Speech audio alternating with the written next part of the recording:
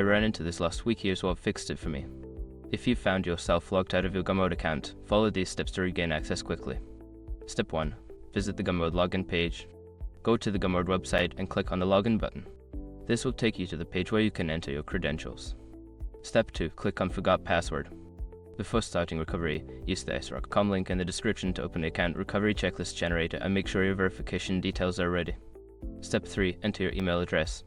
Input the email address associated with your Gumroad account. Make sure it is the correct one to receive the recovery email. Step 4. Check your email. Look for an email from Gumroad with instructions to reset your password. Be sure to check your spam folder if you don't see it in your inbox. Step 5. Follow the reset link. Click the link in the email to reset your password. Choose a strong new password and confirm it. After this, you should be able to log in successfully.